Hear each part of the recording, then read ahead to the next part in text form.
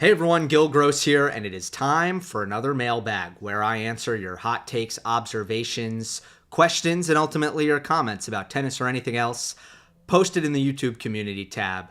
You guys left comments in my Discord server. Link is in the description. We are powered by BetUS. Recording on Sunday night, the night before the start of the US Open main draw. I am so excited for tomorrow. It has been a great week already. I had a great weekend talking to a lot of players Friday, Saturday, Sunday for media days, really. And today I actually got the opportunity to play a little tennis on the practice courts at the US Open. So I got to actually feel the conditions for myself. I know I did a big thing on court speed. Not a big thing, a short thing about how, from what everyone's saying, it seems like the courts are medium and slower than Cincy. But I will say that when you feel the courts, they're pretty smooth. They're not very gritty. The ball wasn't checking at all. It was really going through the court. So I'll tell you what, it's a lot faster than most of the courts I play on. And then I was also in a meeting. U.S. Open tournament director Stacey Allister was in that meeting. She discussed the court speed. She told us, I should say, the CPI is 42.8. That is in the medium fast range. And they take the court speed quite seriously at the U.S. Open. It was very interesting to learn some of this because I didn't realize they were so diligent about testing the surface as much as they do. But one thing that's happened at the U.S. Open this year, and I apologize for the digression before I get into the comments, but I think you guys will find it to be worth it. First of all, well, I'm not going to get into all of it, but Court 9 at the U.S. Open, which is a smaller court, was actually pulled because it was too slow. So they're only going to play doubles on it because it's too slow. Isn't that interesting? I've never seen that before. And they resurface the courts every year. They want it to fall in that medium fast range. That's the desire. So they make sure that the CPI falls into a certain range, or else they're going to continue to tinker. All right. First question is from Dan. Hey, Gil, all three of Jannik, Carlos, and Novak have some physical issues heading into the U.S. Open. Jannik's hip, Carlos's ankle, Djokovic's knee and back. In addition to this, they are all in interesting mental states. Jannik's doping case, Alcaraz's racket gate, Djokovic's post-Olympic cooldown. What do you think will end up being the bigger factor for each of them, their mental states right now, or their physical condition? Or perhaps more important variables? Thanks, Gil. Appreciate the kind words at the bottom. First of all, I don't know if you guys saw Carlos's ankle roll in practice. I was actually watching the stream live at the time. And what was so striking about that is, folks have been concerned in the past about Alcaraz being pretty reckless with trying to kind of run down every ball in the extreme corners of the court and sliding quite aggressively on hard court, which I think has been kind of strange. I've never really joined the chorus of people who are really concerned about the way Alcaraz throws his body around the tennis court. It's never been me, but I've heard it quite a bit. If you watch Alcaraz roll his ankle in this practice, it's the complete opposite of that. He was going half speed. If anything, he was so calm and playing kind of so relaxed, looked almost like he was hitting like Federer usually did in practice during tournaments. It's almost like he lost his concentration, like his mind was somewhere else, and he rolled his ankle,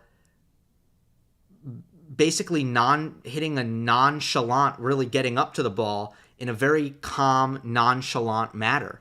It was very interesting to watch. Very strange the way it happened. I don't think he went over it so bad. Obviously, they stopped practice, which makes sense. I think you don't want to make it worse. If it's something that's going to swell up, you want to get that thing in ice as quickly as possible. So it's not going to take a bad ankle roll for them to stop practice. Like, you don't want to keep playing on it. But I think it's going to be okay. Jannik's hip, as much as it's concerning to see something like that linger, and don't get me wrong, I'm pretty concerned about it because you just don't want to see a hip thing not go away for such a long period of time. And it appears it's just not going away. But he did just win Cincinnati with that hip. So, I mean, there's a limited amount of concern you could have, at least in the short term. I'm more concerned long term about that hip. Djokovic's knee/back. Well, I don't think the knee is an issue. And I think the back, I was watching him practice with Del Potro. And he was constantly having his trainer, massage his upper back, or really it looked like his trap region. But that's not an injury. That's tightness, stiffness, soreness, discomfort, whatever word you want to use. Certainly not ideal. I don't want to completely downplay it.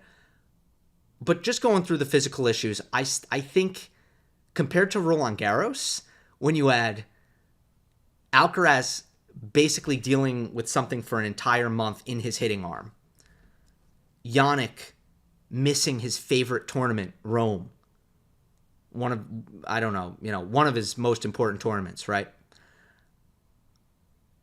That was more concerning compared to this that we're seeing right now. Jannik's doping case, yeah, that's a legit concern. We'll talk more about that. That's a legit concern. You could argue that even before it was public, it was affecting him. Darren Cahill said it was affecting him. I don't doubt that it was affecting him. He didn't look quite the same to me. Not quite, in terms of his demeanor. And obviously there were a lot of fitness issues. There were a lot of illness issues. And, did the mental state play a factor? Maybe, mind and body are connected. Alcaraz's racket gate, that's nothing. That's nothing. I think he was appalled at his level in that Monfils match, clearly. Like, he called it the worst performance, what he called it, the worst match he's ever played or something afterwards. So he smashed his racket, and then he apologized. I mean, I don't think that's anything. And then Djokovic's post-Olympic cooldown. I think that is something, potentially. But it's very hard to know before we watch Djokovic play. So when you say, what do you think will end up being the biggest factor for each of them, their mental states right now, or their physical condition, or perhaps more important variables? If I'm going to say, who is most likely to be at 100% for this U.S. Open, I'd say Alcaraz. Now, I picked Djokovic because I think if they're both at 100%, at that time, at least last night, yesterday, and when I say that I've been waffling, I mean it.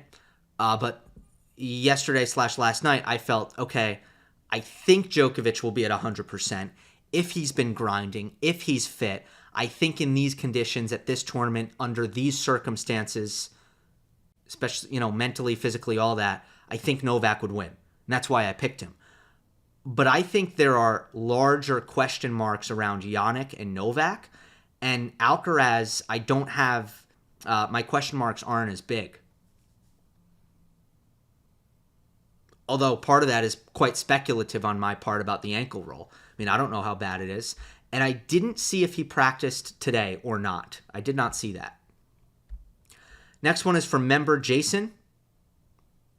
You can become a member by hitting that join button, and it contributes $2 a month to the channel, which goes a long way and is much appreciated. Try to give you priority in the mailbag. All right, Jason says, Gill, as someone in media, how bad did tennis fumble the ball with not promoting Djokovic as the best athlete ever, let alone the best tennis player ever?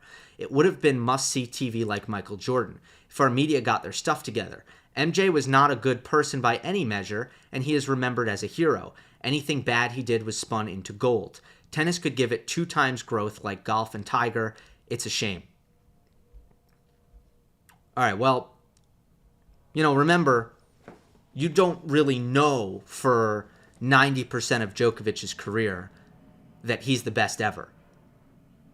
In fact, what you're describing is kind of what a lot of Novak fans have rightfully resented about the marketing that Roger kind of spearheaded, not personally spearheaded, but a lot of the sentiment around marketing Roger Federer was that he's the greatest tennis player ever. And especially that was, late 2000s. That was very pervasive. And, the reason it's dangerous to market an athlete as the best ever before any of this is, really set in stone, we're on full display with what happened with Roger. So I wouldn't really advocate or say that it's even realistic for anyone to have marketed Djokovic as the best ever before he accomplished or earned that title. He had to earn that title. The other thing is, the Big Three era was very, very fruitful for tennis. I don't think that there's a lot of regret to be had about how the Big Three was marketed. I mean, I think it was played up a lot, rightly so, and it was a golden period in men's tennis. So I don't think there are any regrets there. The other thing that you mentioned, which is interesting, is you compared it, to MJ, who wasn't, I don't know that he wasn't a good person by any measure. I think he had some issues. But it was a different time in society where folks weren't very concerned with who athletes actually were as people. There's a lot, I don't need to go much deeper into it, but it was a much different time. People were not concerned with how players felt about worldly subjects at all. Athletes were almost these mythological figures that existed on a higher plane.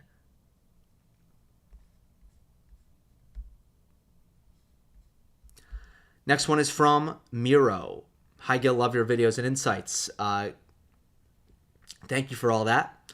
I attended both National Bank Open Championships in Montreal and Toronto a couple weeks ago. I noticed that the fans are now being let in after each finished game. On the center court, it's still after changeovers. I haven't noticed this at Cincinnati, but it could be the same. I believe you talked about these changes a few months ago. I've heard players being asked about this at interviews. It seems that everyone prefers this rule versus letting the fans in only after changeovers at all courts. Do you know if this is still being experimented with, or is this the new rule that will become one, or will it become one next year? Also, another change I noticed is that the ball boys/girls are once more providing towels to the players during the match. Any comments on this change? All right, so first of all, at the U.S. Open, they're taking it a step further.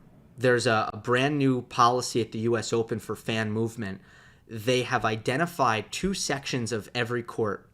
They've identified controlled movement sections and free movement sections. Controlled movement sections are in the line of sight that the players could, should reasonably expect that nobody is moving around. So, for example, lower bowl behind the baseline. And the rule that has been implemented in these sections is that fans are allowed to enter after every game, not necessarily changeovers.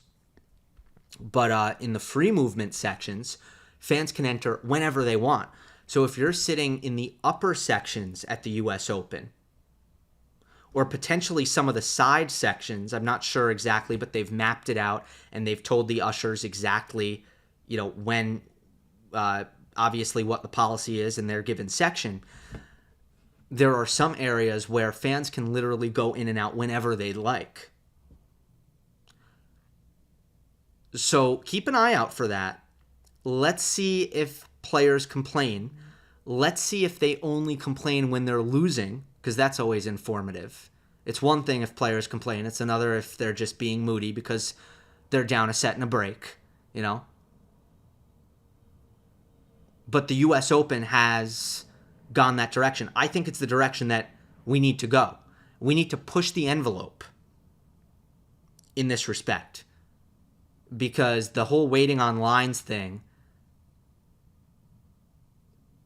was pretty pretty hurtful to the live tennis experience, or it can be pretty damaging to the live tennis experience. So if you can get rid of that, and look, these are big stadiums. Players should not be distracted by someone moving around in the upper deck. These are really big stadiums. I think the policy that the U.S. Open has implemented is very reasonable, but the tournament has also said they are going to be very receptive to player feedback. So they might be flexible with this, and we need to see what the players think and how they deal with it. If they can deal with it, obviously it's a net positive for the fans.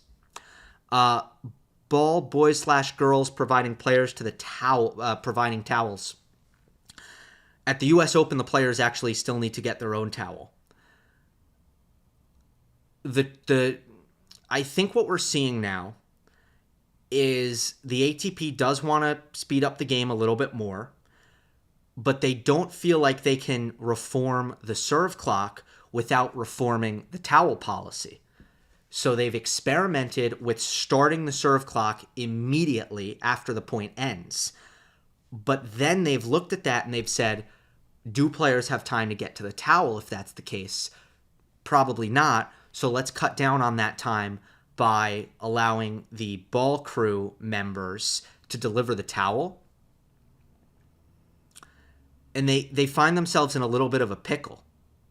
Hygienically speaking, it's questionable. It's definitely questionable, not just for the ball kids, but also for the players.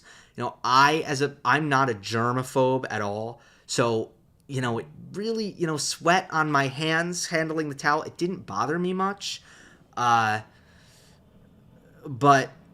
think about it. The dirtiest part of the human body is the hand. So our hands as ball kids, and I was a U.S. Open ball boy for those new to the channel who may not know that, or the podcast who may not know that. Think about it. Our hands are all over the towel, and then the players put the towel on their face. So hygienically, it's actually worse for the players, I think, than the ball crew. It would be really good if they found a solution that avoided the ball crews handling the towels, the ball people. From user, hey Gill, it seems like Alcaraz has been a player who has the best of 5 boost in that he rarely takes bad losses early in slams. Obviously, we know that Novak is very tough to beat at the slams too. Going into the U.S. Open, if a player has to face these guys in the early rounds, what would you advise them to do against Alcaraz versus against Djokovic to have the best shot of winning?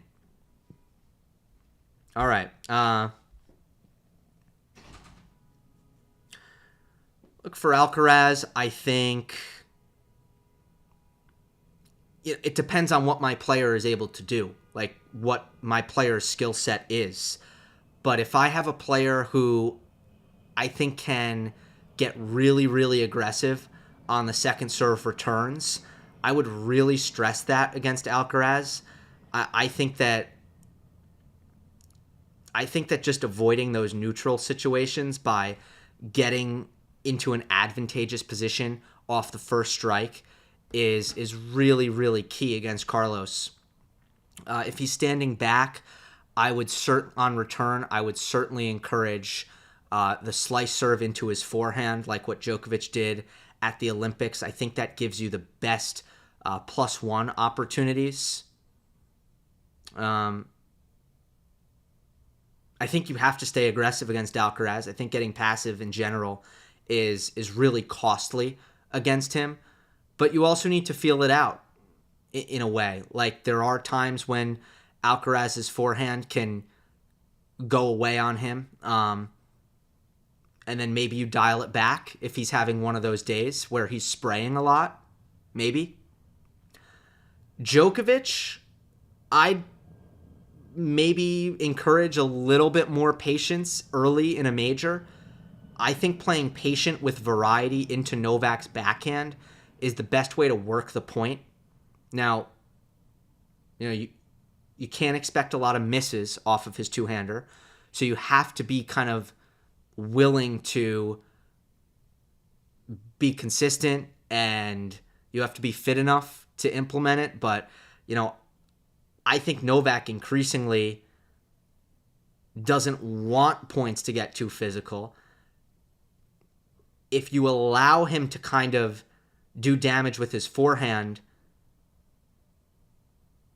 you're going to have a lot of trouble staying in points. But if you're able to get it to his backhand and just keep it out of his strike zone to his backhand, that's where he really can't hurt you. And then we'll see some of the bailout backhand drop shots. So you got to be ready for that.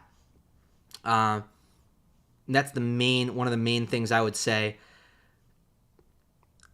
One of the main things I would encourage against Novak. Yeah, I'm going to leave it at that.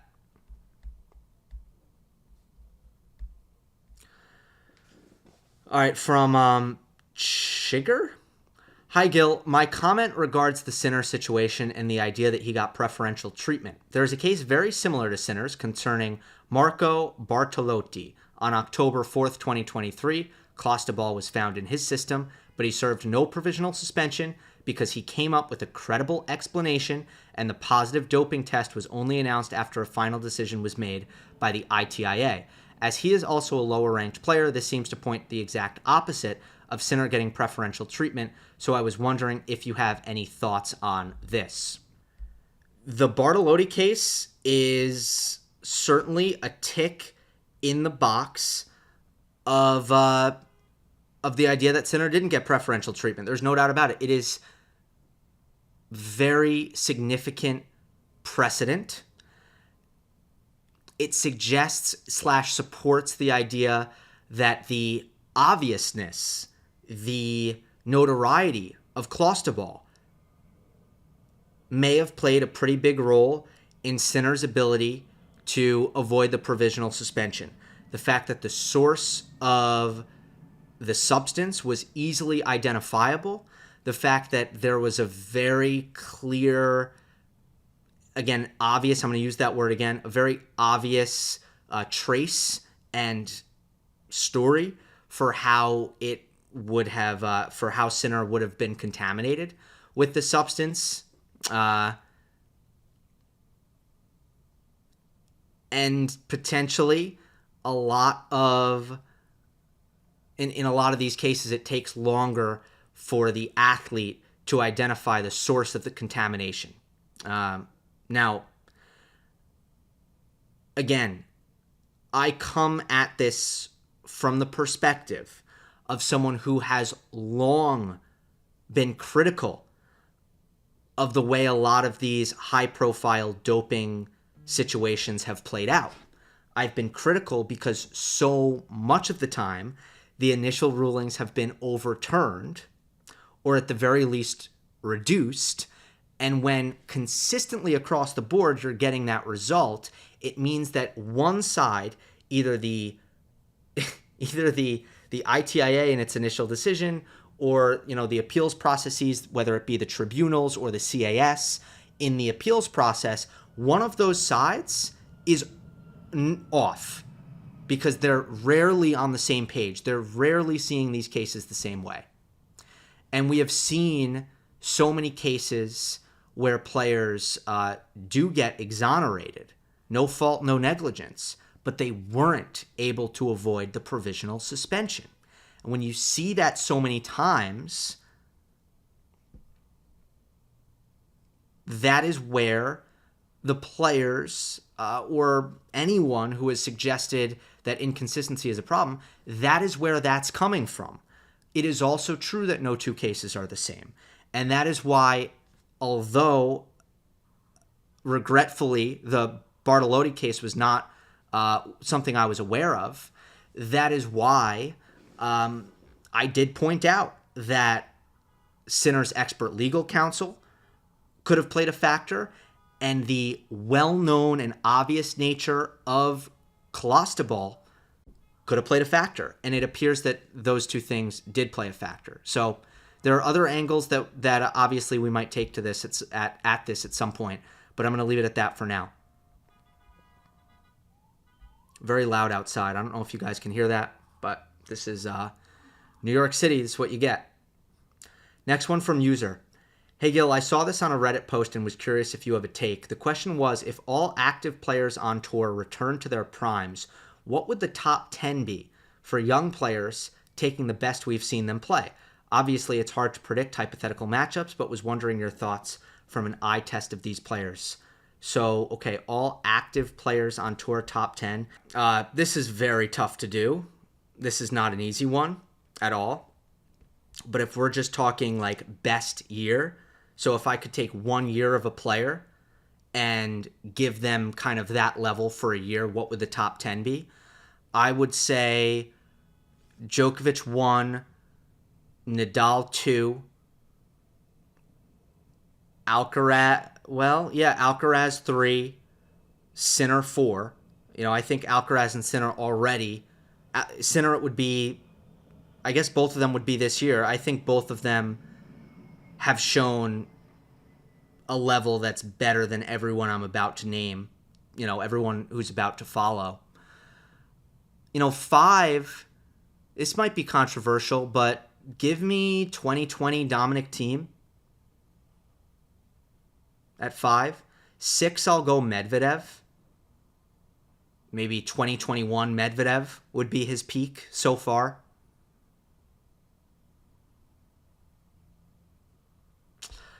7, Zverev. Maybe this year's Zverev would be 7. This might be the best he's ever played. He was very good the summer of 2021. He was very good at that point as well. Who shall be 8? Stan. I haven't said Stan yet. People probably think I should put Stan above Zverev and Medvedev, but I don't think it's that clear cut if we're talking about a 52-week player. Let's see. Let's try to back this up with some data here. Yeah, look, from a win percentage standpoint, his best year was 2015, 74%. He won 2 titles. 2016 was also good because he won 4 titles. Again, the 3 slams, it really skews what, how people think about Wawrinka as a 52-week player. Where I guess 14 through 16, he did finish year-end 4, 3 years in a row. So I might pop Stan just because of the performances at majors. I would definitely put Stan over Zverev. I still might leave Medvedev, though. I might leave Medvedev above Stan. I don't know. It might be controversial, but I think that's mostly because of the slam stuff is why people think it's controversial. We're talking about a 52-week season. All right, so what am I at? 8? Number 9.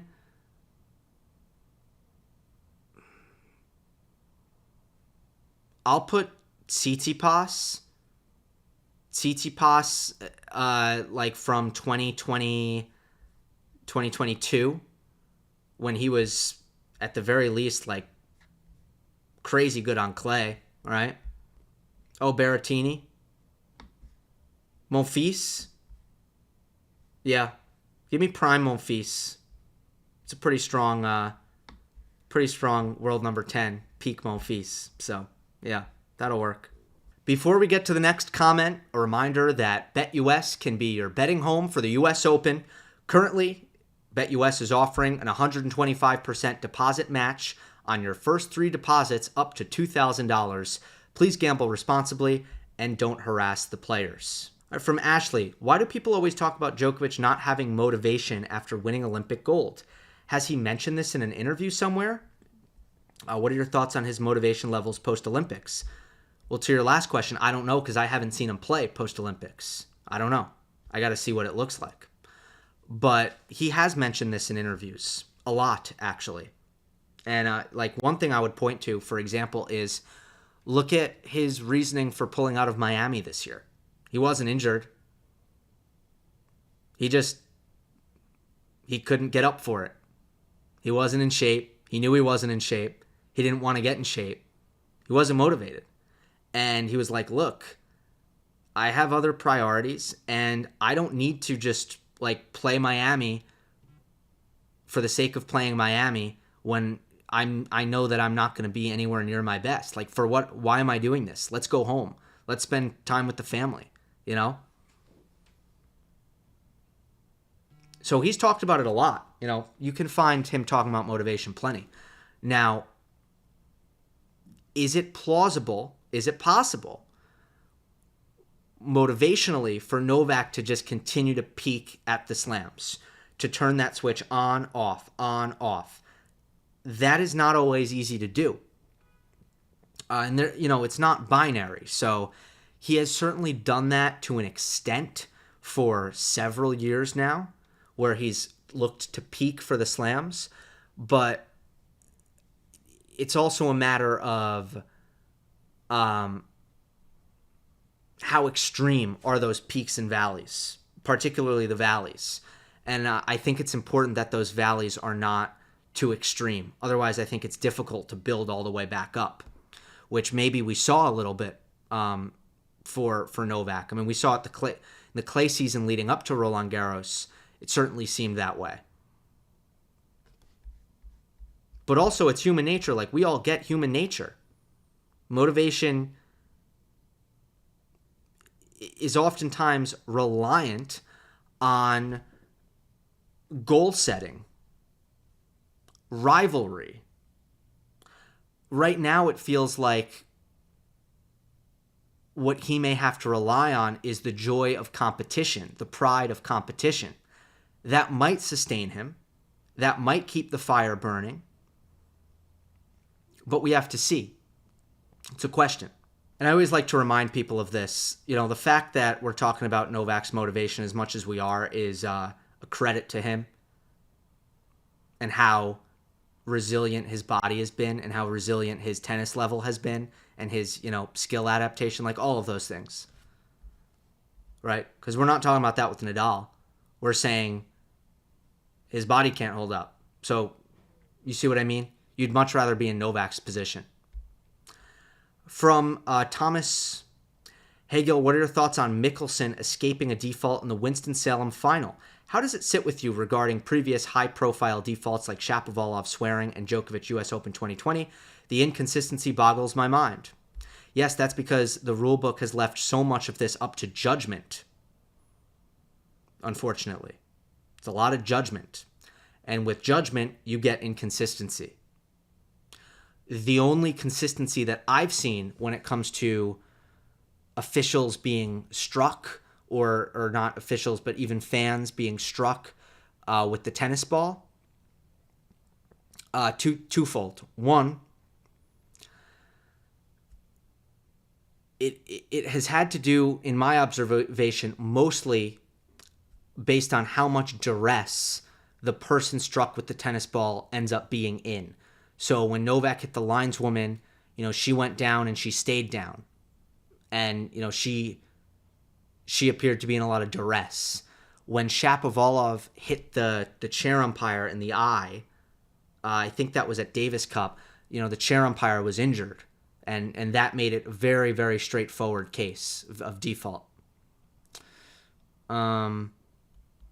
When David Nalbandian in Queens kicked the advertisement in front of the lines judge, his shin started bleeding. So there was an injury, not a severe one, but an injury. So usually I've found that is when you normally get the defaults.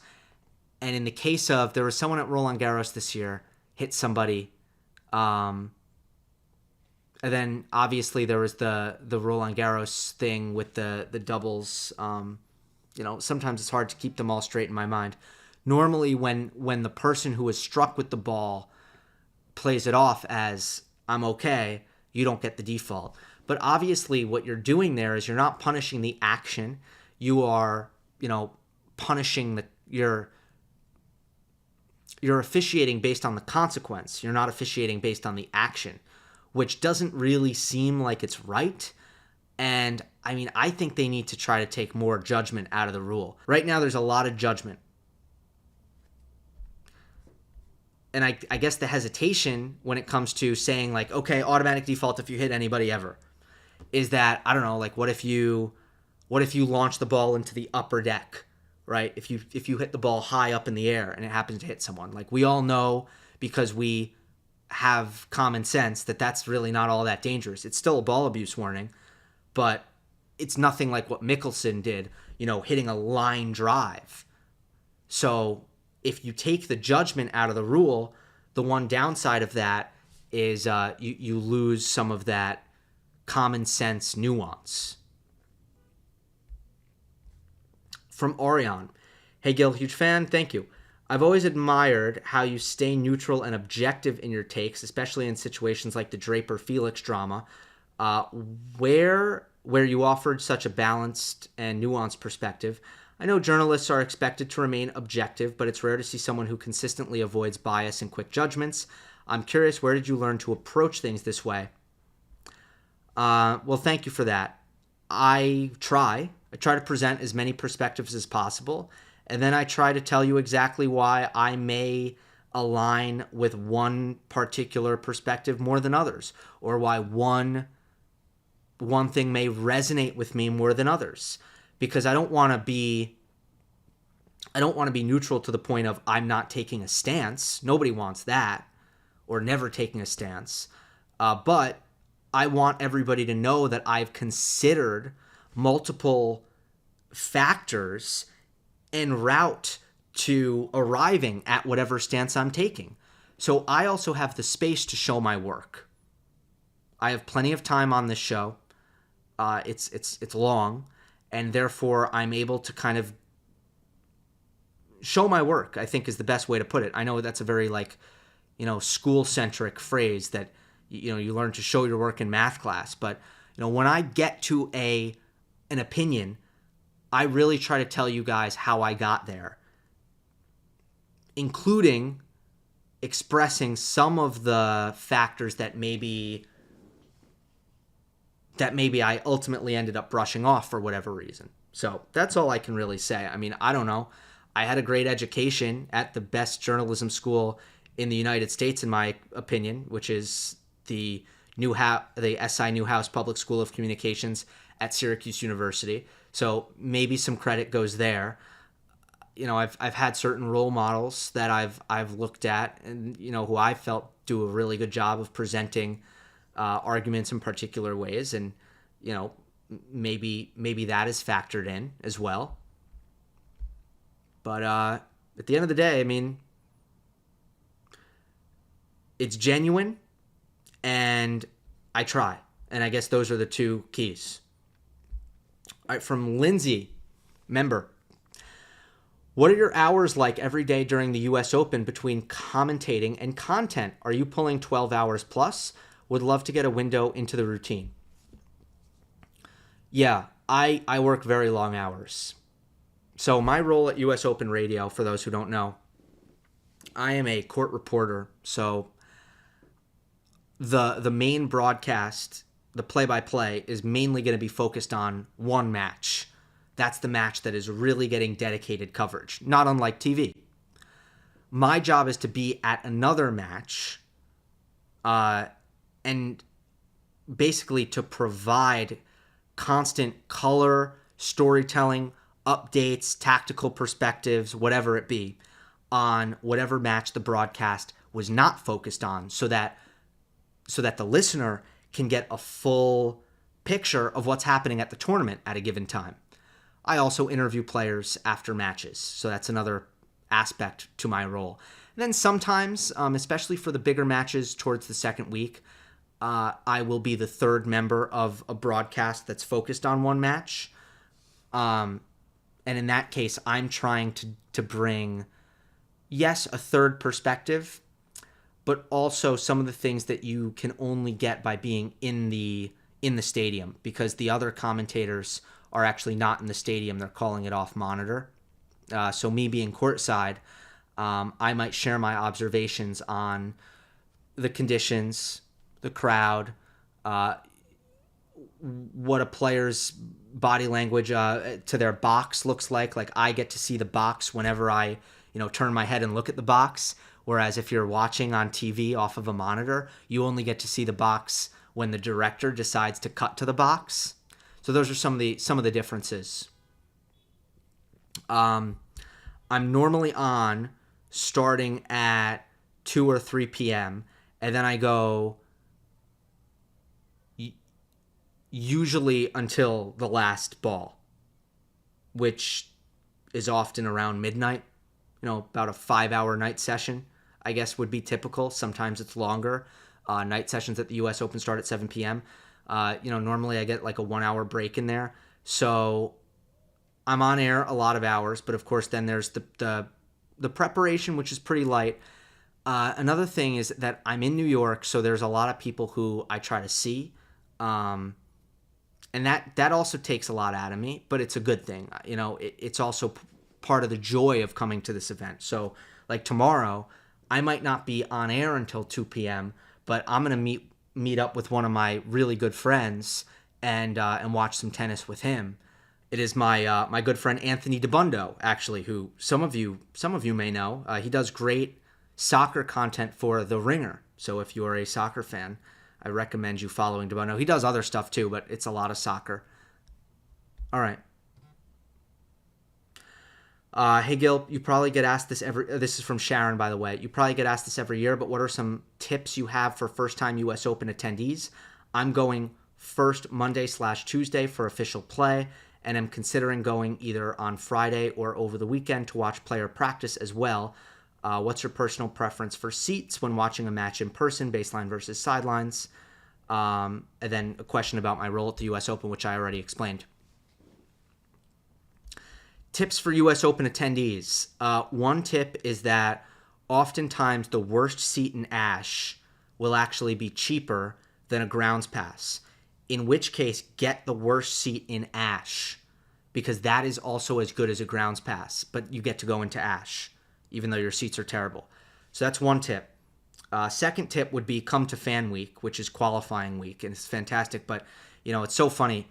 Over 200,000 people came to Fan Week at the U.S. Open this year. Record. It was crowded. It was crowded even on the days there were no matches. Like Friday, Saturday, Sunday, there were no matches, and it was crowded. When I was growing up in the area, people didn't know about qualifying. So when I went to qualifying, it was quiet. It's no longer like that. It's pretty crowded. But ultimately, it's a great thing for tennis. I mean, people get to go for free and watch the stars practice and watch great qualifying matches and all that. It's fantastic. That's my second tip. Third tip, I'll give you some food stuff. So far at the U.S. Open, I think there are 3 spots that really get my stamp of approval. Carnegie Deli. Carnegie. It is a new addition to the U.S. Open. It is an incredible, first of all, it's a New York institution. It's really sad that the brick and mortar closed. I used to go to that when I was a kid. World-class pastrami and corned beef sandwiches on rye. I think the corned beef sandwich might have Thousand Island dressing. I know the pastrami, which is what I get.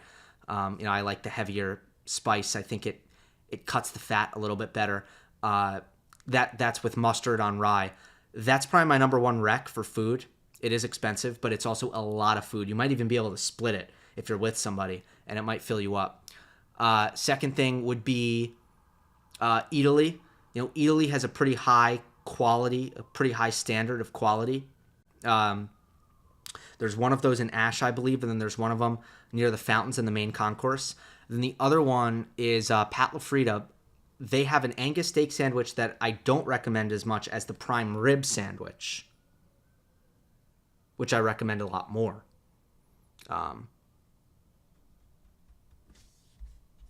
It's more tender. The thinly sliced prime rib is more tender than the thicker pieces of Angus steak on the regular steak sandwich. And it's really good bread, and it's nice,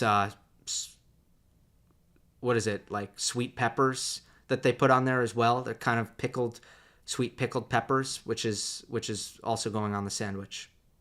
So those are my food recs. And then watching a match in person, baseline versus sidelines, I'm definitely team baseline. I like to see the width of the shots. I find that you can't really read the game as well when you're watching from the side. You're a little bit late to kind of compute on a lot of stuff. The one good thing about the side angle is that it's more unique from watching on TV, but I still much prefer baseline. Much. All right, running low on time, so I'm going to try to go pretty quickly on some of these. B64. Hey Gil, Patrick Mouratoglou recently said a controversial rule change he supports is removing the second serve.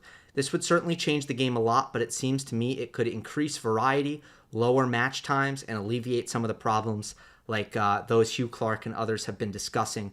My bad if you've covered this before, but what do you think? Has it ever been tried in a tournament? No, I think just UTS. I think it's a good drill for juniors to sometimes try just with one serve. It's such a radical change to the game. I like the first serve, second serve strategy. If the game is becoming too serve-centric, I much prefer tinkering with equipment. If you take a little air out of the ball gets slower. And I think that's the best solution. Like if we get to a point where the points are too short, I much prefer they adjust the technology than to take away a serve. That's just me. From Leah Tufer. Hey Gil, when considering the main 5 Americans, Fritz, Paul, Shelton, Korda, and Tiafoe, what is one easy change you would recommend that each of them could make to pull away from the others? Do you think that any of them have peaked? Do you think that any of them could get into the top 10 anytime soon? Thank you for the amazing commentary. Appreciate that. All right, so one thing that all of them can improve. Fritz, it's what he's been working on for 3-4 years, but transition game, like getting to the net and finishing up there is what he can improve. Tommy Paul, I just think continuing to really shore up that forehand wing. I think Fritz and Paul stylistically are both playing the right way. Tommy has made a big adjustment. He used to be much more of a counterpuncher. Now he comes forward as much as humanly possible, and it suits him much better. It makes him much more threatening against the top players. So, he's already done that well. I don't see loads of room for improvement for Fritz or Paul. Shelton, different story. Ben has so many things that he can get better at. What would be the main thing for him? I'm just going to say the backhand. I think Ben, making sure to keep sharpening up the footwork on that backhand side and, staying loose on it and trying to stay consistent on it, not letting it get too flat like it sometimes does. I'll say that. Korda, making the serve more explosive. I think there's still room for improvement. And Tiafoe, I would say developing better defensive returning. So I would like to see Francis work on moving back a little bit on the return of serve, on the first serve, and try to get more returns in play so that he can use his speed. Because, he's pretty fast, but he returns like he's John Isner, frankly.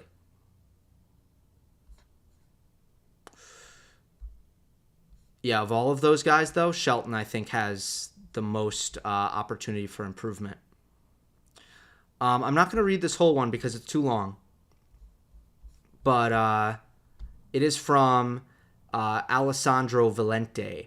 Hi, Gil. Do you agree tennis journalism has failed in the case of Sinner? I found that the repeated concerns of this scandal, double standards and secret keeping, were grounded in 1, lazy whataboutism.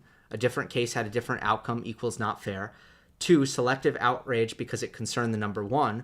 3, just a basic lack of understanding of existing procedures and the case, combined with no comprehensive view of similar precedents. Well, yes and no. First of all, I don't think journalism was the main culprit in this. It's been the players. I mean, in terms of who is leading the charge on outrage when it comes to Sinner, the players are leading the charge. Like, let's be real. It's Kyrgios, it's Shapo. You look at what Djokovic said in his presser. You look at what Alcaraz said in his presser. You look at what Fritz said in his. Almost. Trust me, I was talking to players when it happened at the Open. Like, the players know, because they've lived it and they've seen it on the tour, that almost always when you test positive, you get a provisional suspension. So the reaction was what the reaction was. Now, is it the job? I think, it's the job of journalists to be less reactive than that and to look at what the factors might be. Now, I still think that, and again, I think, I might have handled it a little bit differently if I could do it again, but I did point out the reasons why Sinner may have had a better experience and been able to avoid the provisional suspension. But on balance, I also highly doubted that of all of the cases, and I also said that more should be like Sinner, right? I just think that there have been so many players who have ultimately had a successful appeal who weren't able to avoid the provisional. And it's like, wow, so none of them, like they all had crappy legal counsel. None of them were able to identify the source quickly enough that they're getting hit with these long provisional suspensions. Really? Like, if that's what's happening, like almost every time, even in the cases where it's reversed, that has always frustrated me. So when it was different for Sinner, I think the reaction was pretty predictable, because he is number one.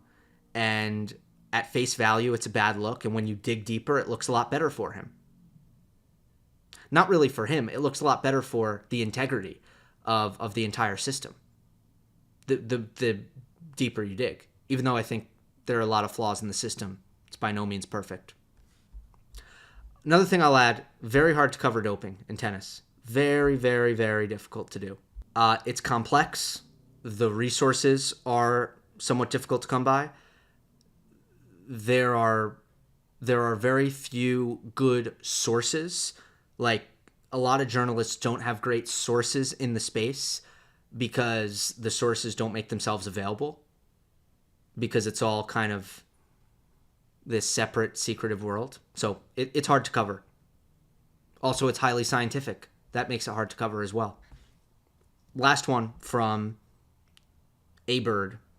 Hey, Gill, where do you rank Ruud on hard courts? In the first 3 months of the year, he had great runs, such as the final of Acapulco and Indian Wells quarterfinal. I wouldn't call an Indian Wells quarterfinal a great run. I mean, maybe good, but I don't know about great. Is he a top 10 player on the surface? I think borderline. I had him, I think, power ranked 7th coming into the U.S. Open, so that kind of tells you where I stand. But some of that also has to do with De Minaur's health situation, Dimitrov's health situation, maybe Hurkacz's health situation. It isn't ideal either. But I think he's top 10 on hard court. Now, last year he wasn't. Last year he was abysmal. He wasn't even top 30 on hard court last year. But I think this year he is. He's just being more assertive with the forehand. He's asking that shot to do damage consistently, and that's put him in a much better position to win on this surface. But, it'd be nice if he brought a little more on the serve. It would be good if he was able to take a little more time away with the return.